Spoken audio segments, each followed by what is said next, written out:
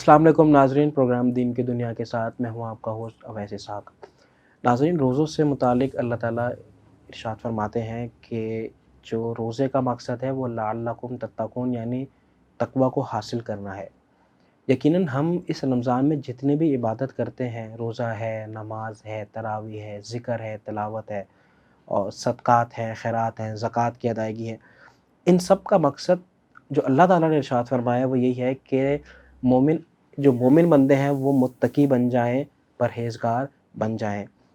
تو آج کے شو میں ہم یہ جاننے کی کوشش کریں گے کہ جو رمضان کا مقصد ہے تقوی یا متقی ہونا، ان عبادت کے ذریعے سے کس طریقے سے حاصل کیا جا سکتا ہے، اور یہ رمضان ہمارے لیے کتنا سنہری موقع ہے کہ ہم اپنی زندگی متقی اور پرہیزگاری والی زندگی بنائیں۔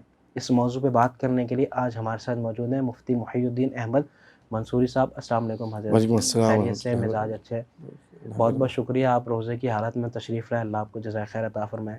مفتی صاحب، رمضان میں ہم جتنی بھی عبادات کر رہے ہیں، نماز ہے، روزہ ہے، صدقات اس مہینے میں بڑھ جاتے ہیں، ان کا مقصد یہ بتائیے گا کہ تقوی حاصل کرنا ہے، لیکن ہم نے یہ چیز دیکھی ہے کہ رمضان کا مہینہ جیسے ہی چلا جاتا ہے ہماری زندگی سے یہ عبادات بھی چلی جاتی ہیں۔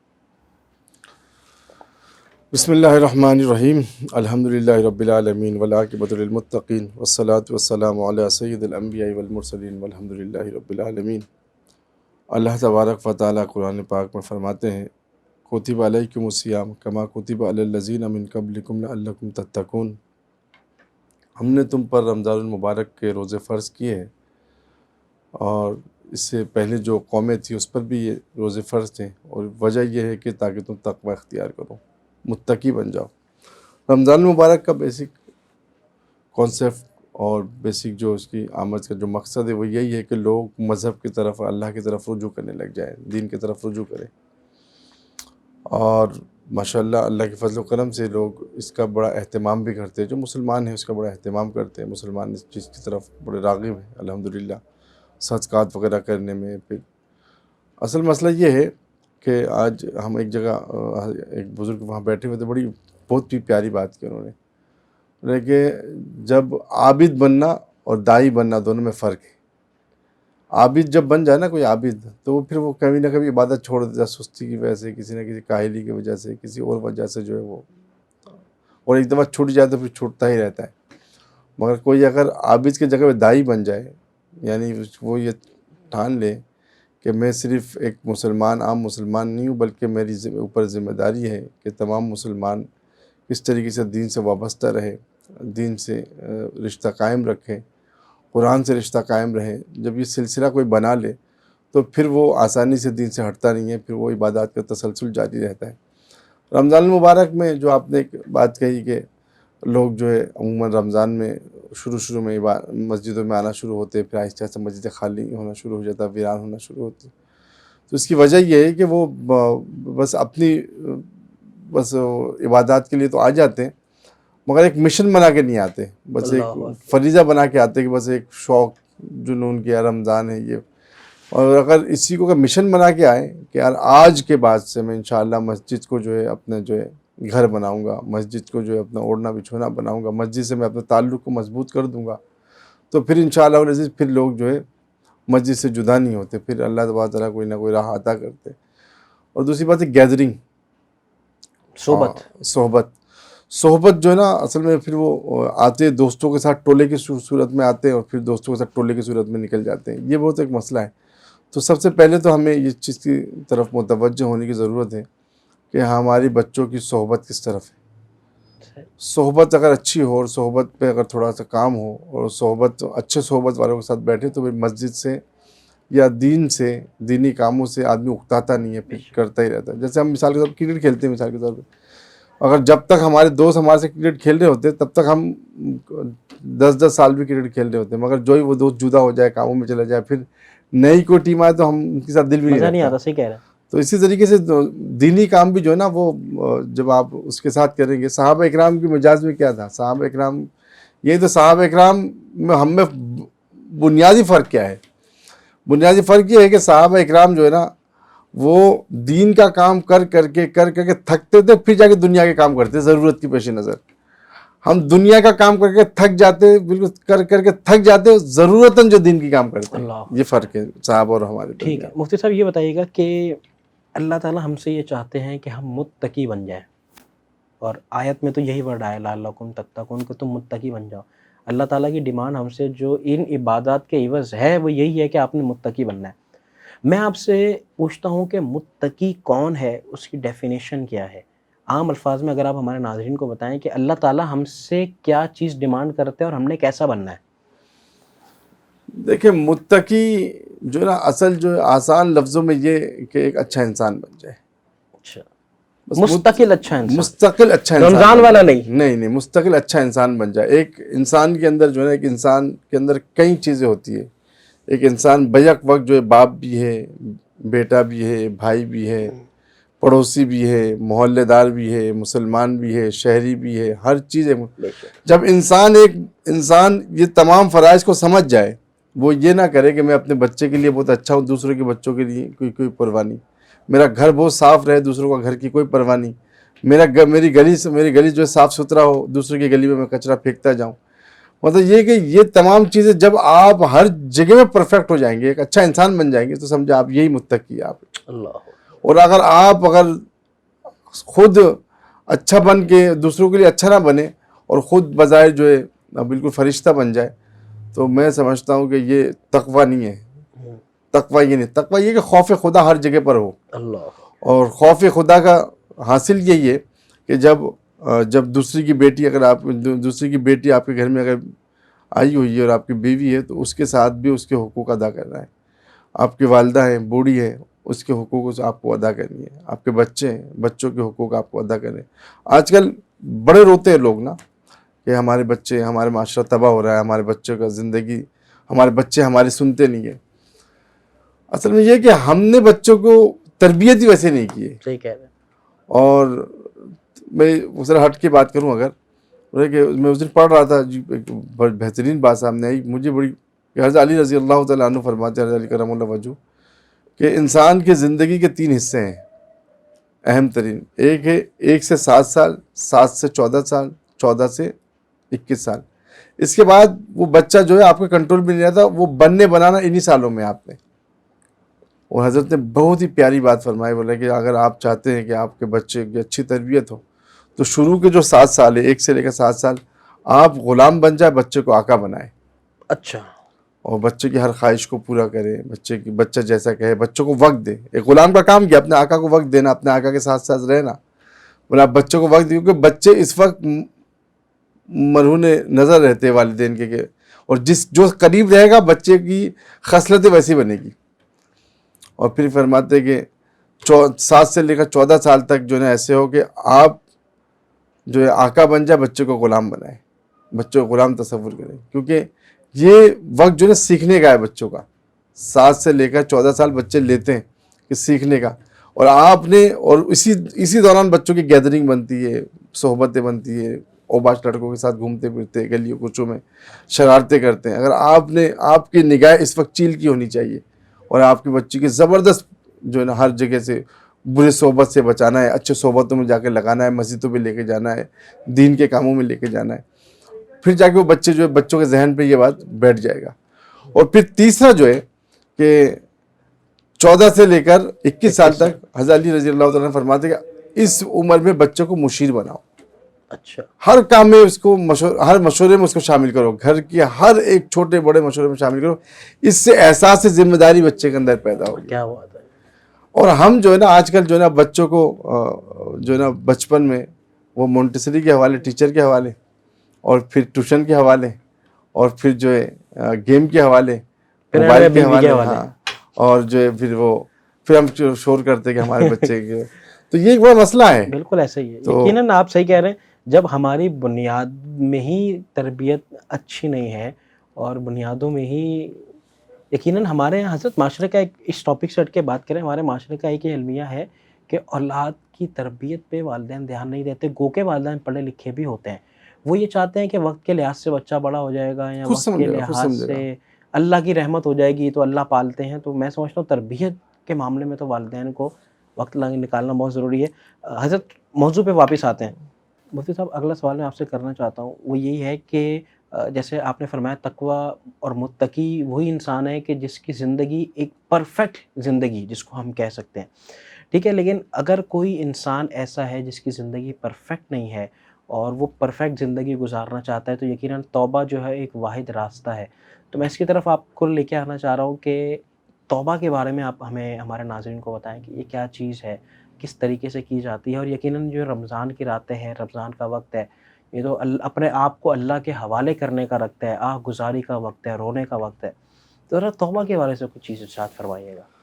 دیکھیں حافظ بھائی، دنیا میں جتنی عبادات ہیں اور ان عبادات میں توبے کو میں سمجھتا ہوں کہ اول درجہ حاصل ہے۔ یہ توبہ جو ہے نا ہر عبادات کی نچوڑ ہے۔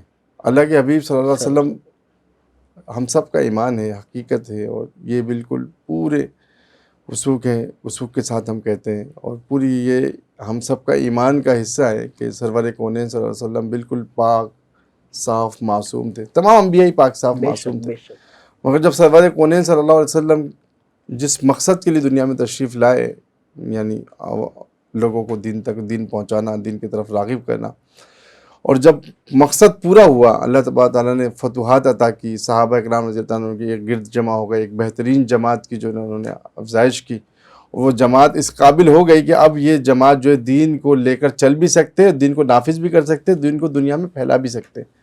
جب یقین کامل ہو گئی، اللہ تبارک و تعالیٰ نے جو ہے نا نبی کریم صلی اللہ علیہ وسلم کو بالکل تسلی دی کہ اب جو ہے نا آپ کا دین اس جہاں سے مٹنے والا نہیں ہے، اب قیامت تک یہ دین رہے گا انشاءاللہ۔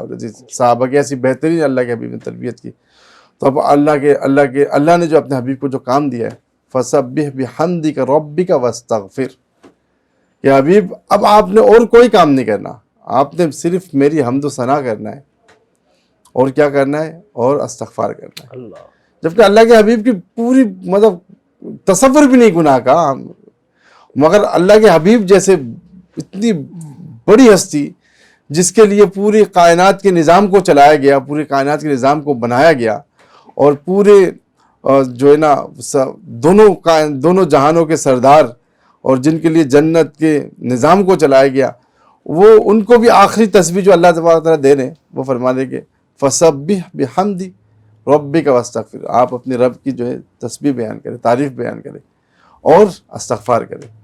استغفار دیکھیں جب گناہ ہوگی تو اللہ تبارک و تعالیٰ معاف فرمائیں گے۔ یہ اللہ تبارک و تعالیٰ کی شان ہے کہ جب بھی بندہ مانگے اور جتنی مرتبہ مانگے، ایک ہے نا کہ ہم کوئی غلطی کرے، ہمارے بچہ کوئی غلطی کرے ہم اس کو مارے ڈانٹے، پھر وہ معافی مانگ لے ہم معاف کر دیں، پھر غلطی کرے پھر ہم ایک دو دفعے کے بعد ہم جو ہے، اور اللہ تبارک و تعالیٰ ایک ایسی ذات ہے کہ 70 مرتبہ، 1000 مرتبہ، 1000 سے بھی بڑھ کر 1000 مرتبہ بھی اگر کوئی گناہ کرے اور پھر اللہ تبارک و تعالیٰ کے سامنے ندامت کا اظہار کرے تو اللہ تبارک و تعالیٰ اس کو معاف فرما دے۔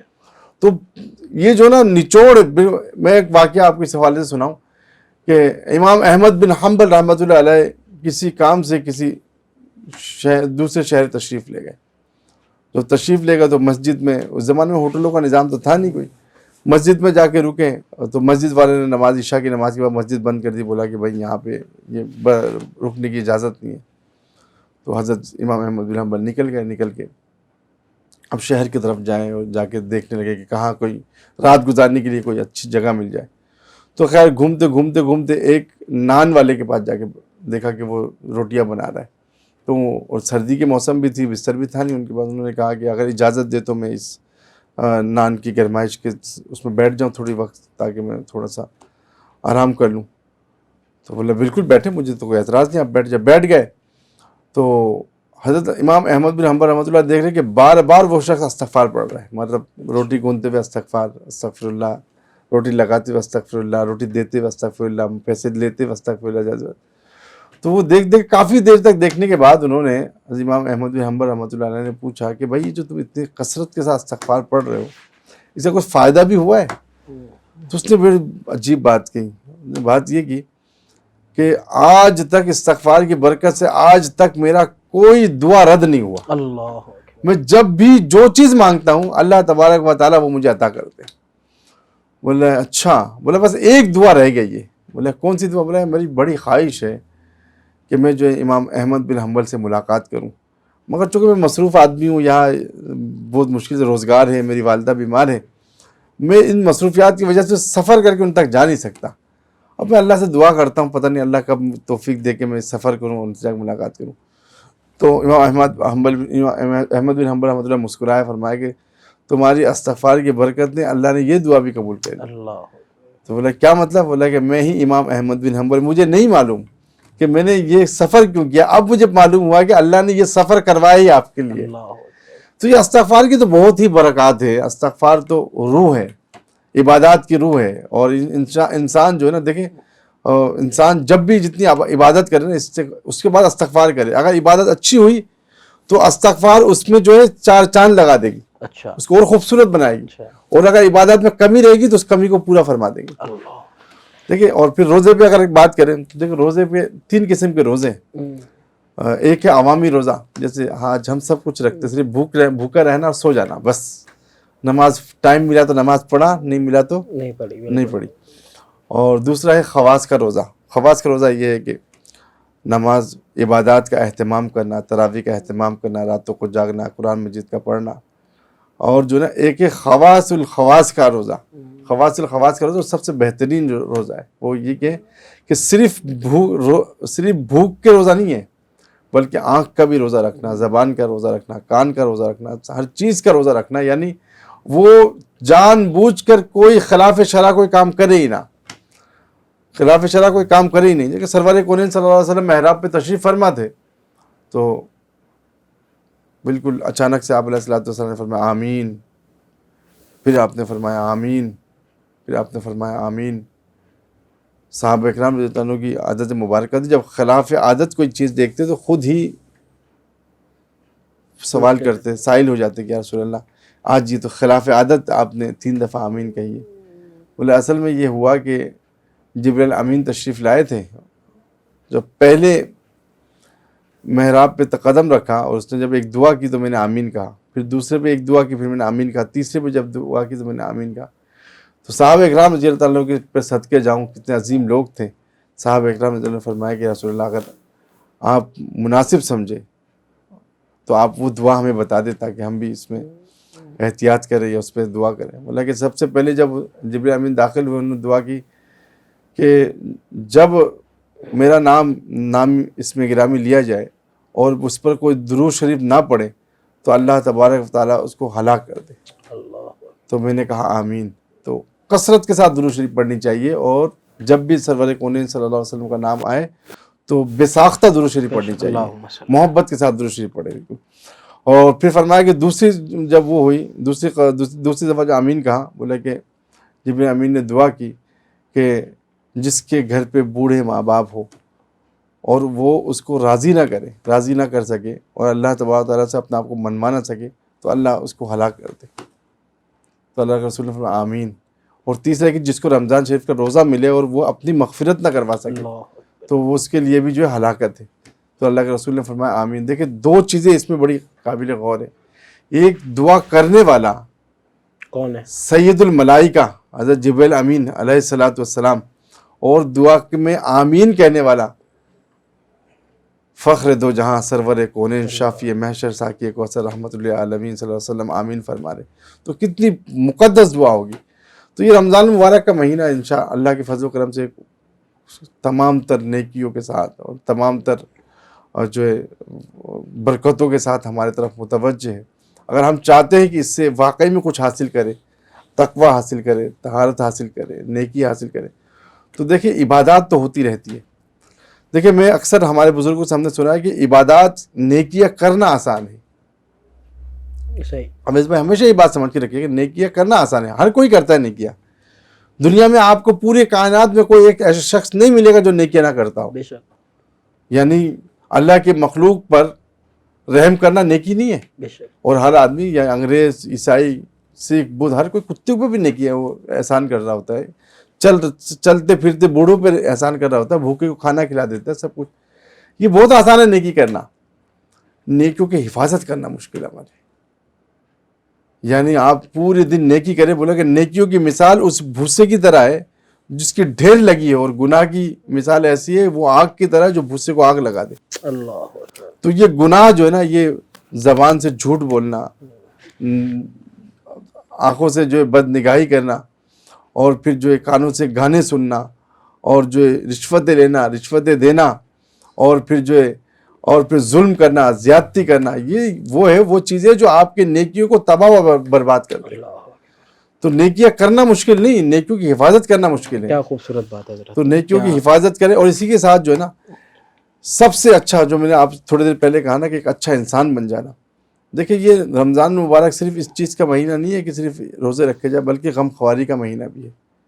یہ ہمارے اڑوس پڑوس میں یہ پورے سال میں یہ بھوک ہماری بھوک ہوتی ہے پوری صبح سے لے کر شام تک۔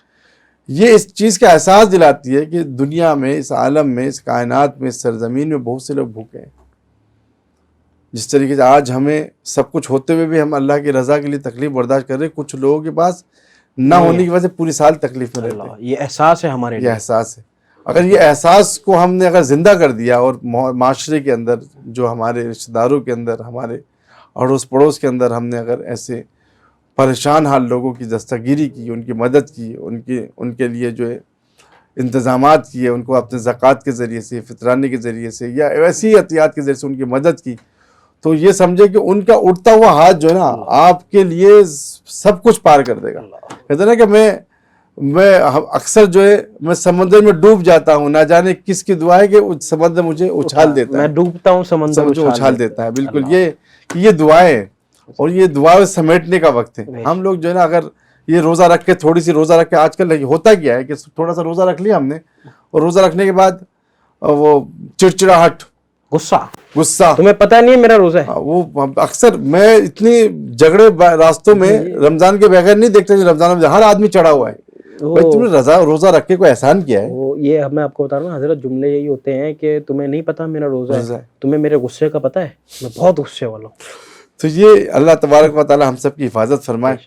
اور یہ ہے کہ دیکھیں بس یہ میسیج ہے یہی کہ اول تو یہ ہے کہ اپنے اندر تبدیلی لانے کی کوشش کریں، اور تبدیلی اس طریقے سے آئے گی، صرف خود جا کے مسجد میں بیٹھے، خود قرآن پڑھے اور چلے آئے، کوئی تبدیلی نہیں آئے گی۔ بے شک آپ اپنے امام صاحب کو جا کے تنگ کریں، آپ کے اپنے جو ہے کسی عالم دین کو تنگ کریں، کسی صاحب نسبت شخص کے پاس جائیں، اپنے آپ کو ان کے ساتھ وقت دیں، سیکھیں۔ ہر چیز سیکھنے سے حاصل ہوتی ہے، دنیا میں کوئی چیز بغیر سیکھے حاصل نہیں ہوتی۔